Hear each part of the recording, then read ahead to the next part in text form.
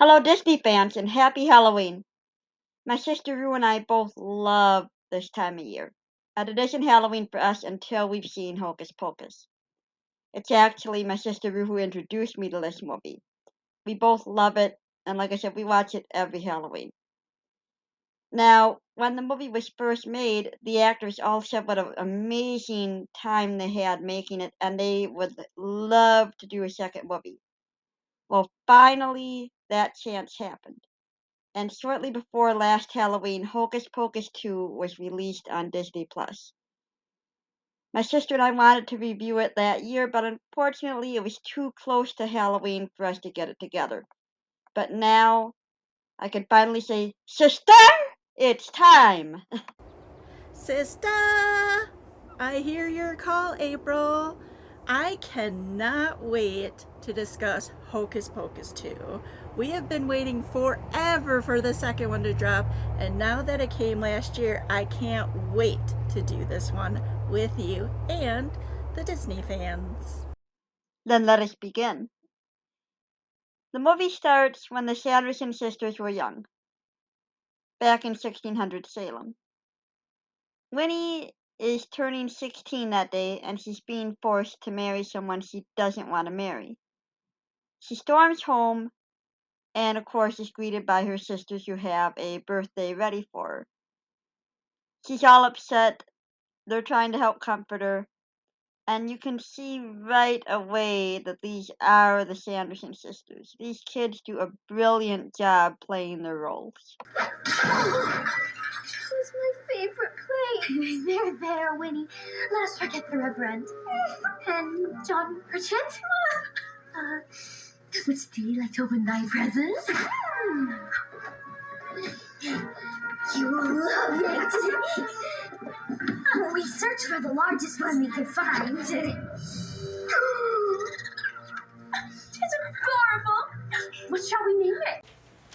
We finally get to see between Billy and Winnie the kiss. I mean, not the actual kiss, but when it actually happened back then.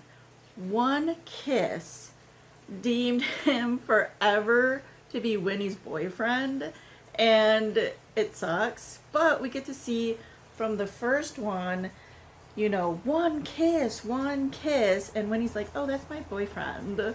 I mean, could you imagine one kiss and you're doomed for eternity to be tied to that one person, especially Winnie? So crazy, but it's cool that they added that so we could see what actually happened from the first one of Billy kissing Winnie one time. So crazy. What? Why me? Because we are soulmates. Since when? Since we shared that kiss in the graveyard. That's a nice touch because we do hear in the first one how Billy was unfaithful to Winnie and he went with Sarah after he was supposed to be with her. And one kiss does not exactly make for a romance for the ages. Winnie really was expecting way too much out of one kiss. Speaking of nice touches, I love how Winnie's birthday gift ends up being a big help to them right away.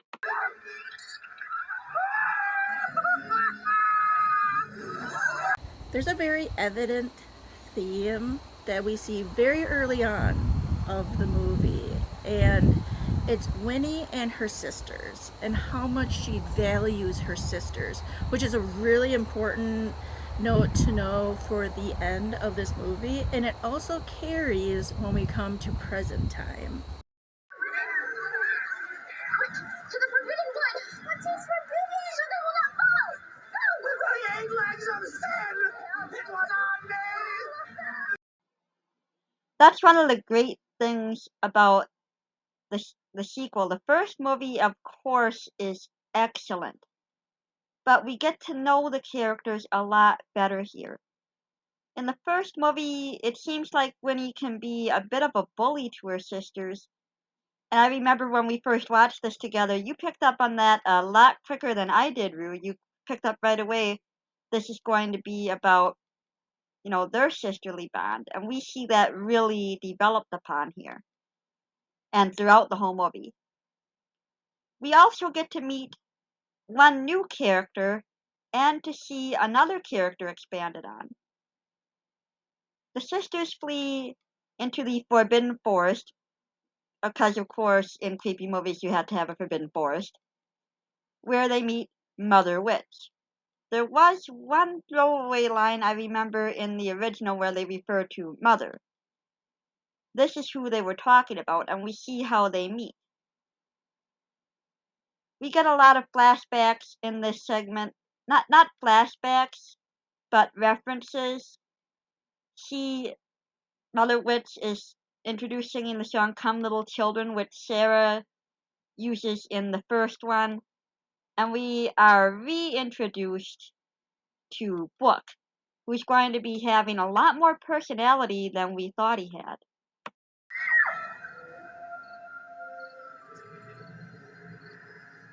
Magic has a way of uniting things that ought to be together. Happy 16th birthday, child. But I'm a witch. I know things. So the girls get the book, and what spell do you think they land on? Of course, the most powerful spell, Masakine Magica, where Winnie promises to never do that spell. Plot of the movie? Then, of course, it transitions to modern time, and we get to see the three new girls, Cassie, Becca, and Izzy.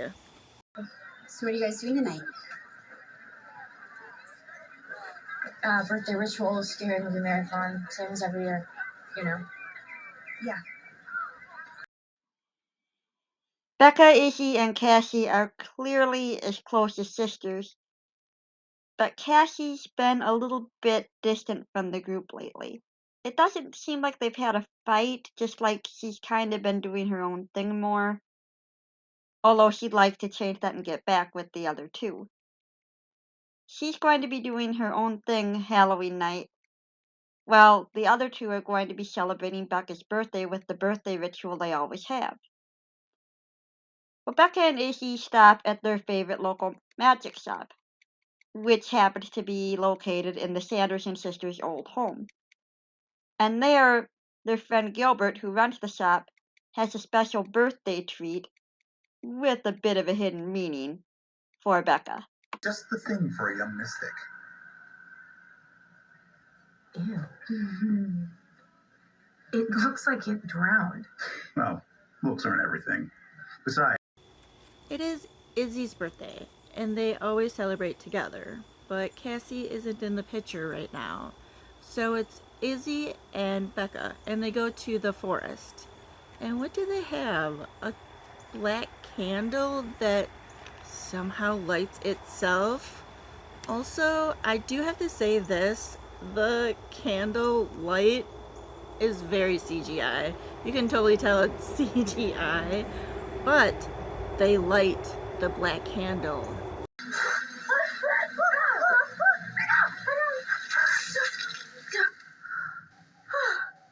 Thanks a lot, Gilbert. Almost started a forest fire.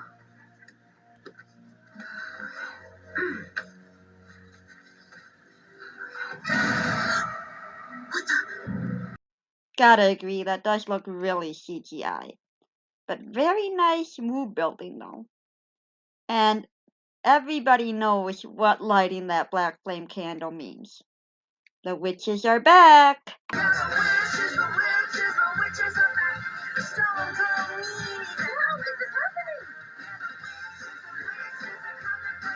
Candle, virgin, moon. So this is my favorite part of the movie, is when they go to Walgreens and they've come to get children's souls that are conveniently in this drugstore. And when they get there, they're like, oh, the automatic doors? They must be powerful witches to go through those doors and have them open automatically, which I thought was real funny, and I love that part. When they go in, of course, aisle 4. The numbers in the sky. I so love that.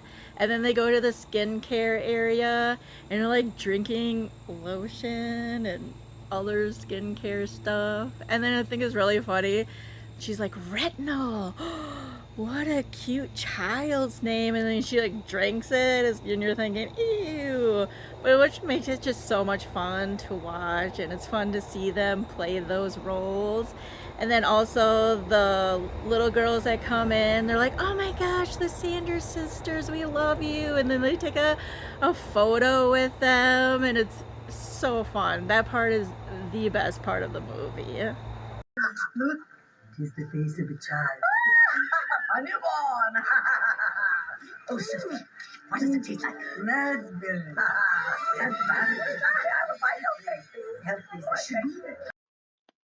The sisters eventually find out that they've been tricked and that there are no children's souls in the stuff that they've been using and actually eating, which is really gross, but like you said, really funny. Don't do this at home, kids. But yeah, they find out they've been tricked, not because of anything that girls do that give them away, but they look into one of those mirrors at Walgreens that makes you look different than what you actually look like, one of those security mirror things.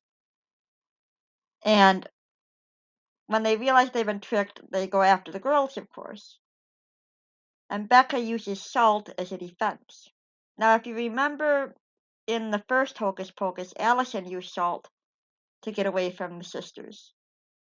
This actually has real magical belief attached to it. Salt is used as a protector and a banisher of the negative in a lot of different magical belief systems. Probably most familiar to those of us in America would be Wiccans who practice magic, use salt for that reason as a defense. Now, when we saw Allison use it, it didn't really do any as much as we would think. When we see Becca use the salt, something different happens.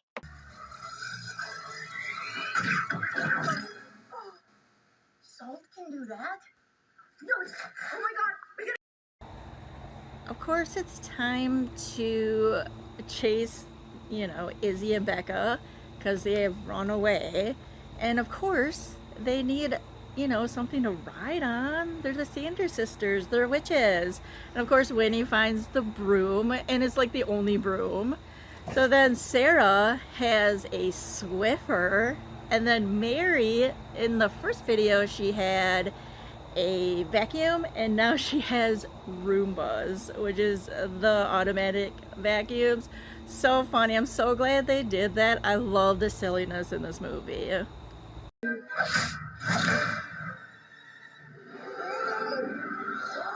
Ruby's misbehaving!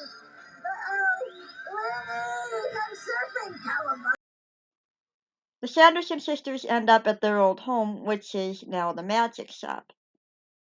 And there they find out that a descendant of their old enemy is alive.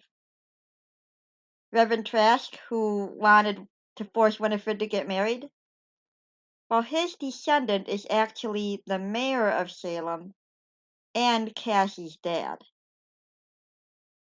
Of course, they're going to want to target him. I find it really funny that they used the last name Trask. Some of you may be familiar with the Johnny Depp movie Dark Shadows.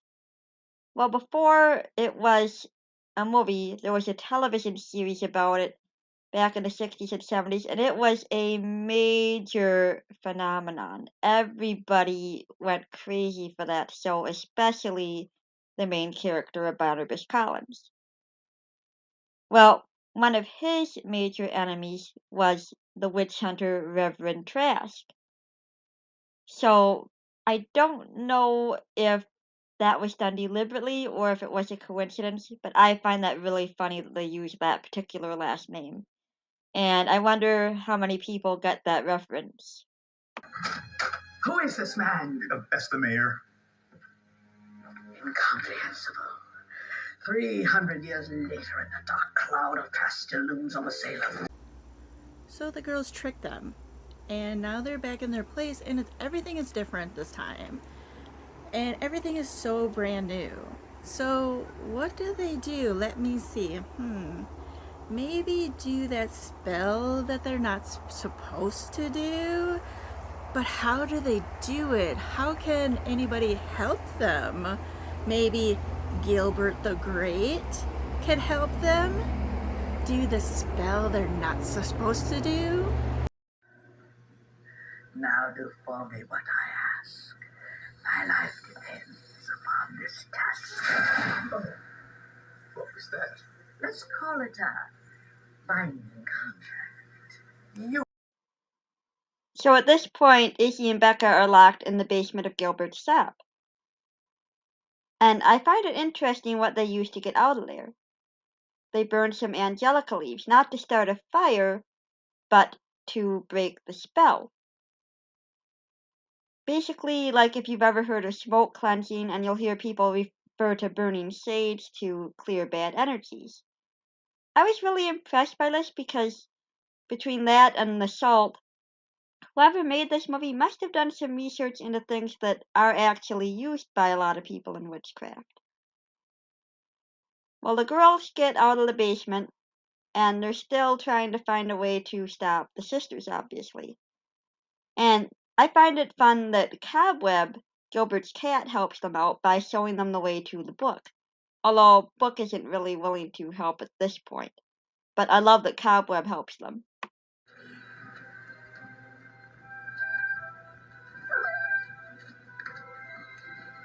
Cobweb, you genius! So they bind Gilbert the Great to a contract, and he is tasked to get all the ingredients for the spell. But one of them they need is Billy. They need Billy's head. So Gilbert has to go to the graveyard, and he's like, how am I going to dig all this stuff up, in time? And then boom, Billy comes out. Come to find out, he has never been asleep this entire time, which is a crazy fact. But can we just say Billy is an awesome character in this? I love him. And it's really funny because he's like not really chasing him, and he's like, I am not a zombie. And a bunch of silliness happens in the graveyard. It's just so fun. Hey, stop! I am a good zombie. I'm not even chasing thee. Stay back! And don't try to eat my brains. Why would I? I simply wish to know why you were digging up my grave. While the sisters are looking for Mayor Trask, they actually end up taking part in a Sanderson Sisters look-alike contest, which they lose. Which I find hilarious that they lose a contest to look like themselves.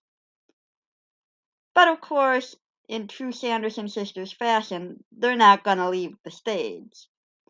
They take over the show to cast a spell, and just like I Put a Spell on You is the most iconic scene from the original, this scene is the scene that really grips from this movie, and you can tell just how much fun they're having doing this number. How are the sisters going to find the mayor? They need the mayor. He is their enemy. Of course, they have to do the flash mob just like they did in the first one. I thought this scene was a lot of fun, and they find the mayor, and they're like surrounding him, and then all of a sudden they're like, how did we even get here? It's so crazy. That scene was so much fun. Find him! Find him!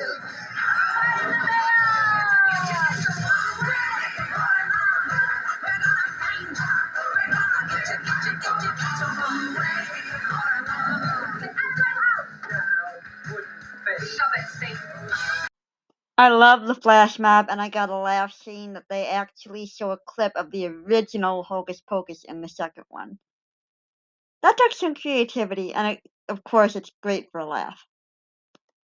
Another funny moment that I get an especially big laugh out of is when the Sanderson sisters break into the Trask home and they're faced with a small woman in a box. What modern terror is this? Catch that. Wait. There is a small woman trapped in that box. Oh, yes. I still don't understand. Is there something else I can do for you? So the sisters are in a salt circle, and of course they can't get out because they are witches. So how do they escape? Of course, Roombas come and sweep away the salt so they can get out. A lifetime of failure. Look at my roomies. They hate mess. Do you see this?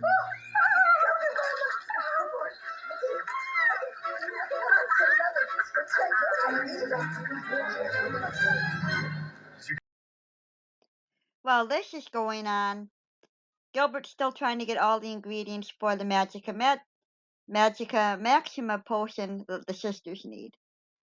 One of these ingredients is the head of a lover, of course, Billy.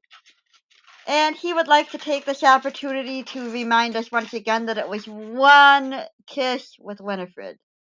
One kiss. I need your head. Take one of their heads. It has to be you. You were her lover. We shared one kiss. Please, let me explain. You're doing my head! Stop! The sisters start the spell they're not supposed to do, and they need Cassie's blood, and they get it, but now Cassie's in trouble. So Becca finds out she's a witch, and of course they have to go save their sister Cassie, and they do. Becca. Oh my God. The salt in the Walgreens, the leaves in the basement, Cassie's house. 16th birthday. You're a witch. Doesn't make any sense. None of what's happened tonight makes any sense. Okay, look, I'm sorry to have to rush this very big, very pivotal moment in your life, but do you think we can use your magic to stop them and save Cassie? We've seen before in this movie that Book is very much alive and absolutely wants no part of this spell. When Becca offers Book the choice, they transfer their allegiance to Becca. And they show Becca just why the spell is forbidden. Unfortunately, Winifred did not read this warning. Beware the power spell, for it is most dangerous. Power is meant to be shared. To claim it all, a price must be paid. I thought this part of the movie was sad because Winnie didn't know she would have to give up her sisters, who she values more than anything, to become all powerful. It is sad because without her sisters, how would she even exist? She needs them. Winnie? The wind stealing my fingers?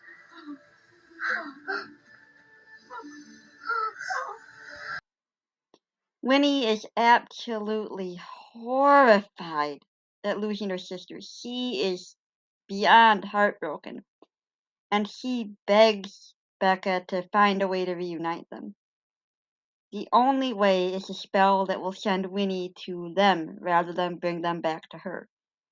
But she's actually fine with this as long as she gets to be with her sisters. She thanks Becca and her new coven, and she tells them how lucky they are to have each other before she is finally reunited with her sisters. Becca decides to keep Book, and it's obvious that she and her friends will continue to practice magic together. And that's the end of the Sanderson sisters.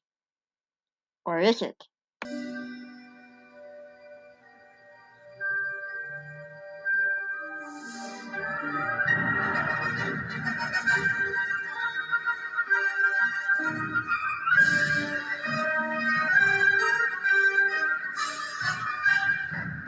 I want to say thank you so much for watching our review.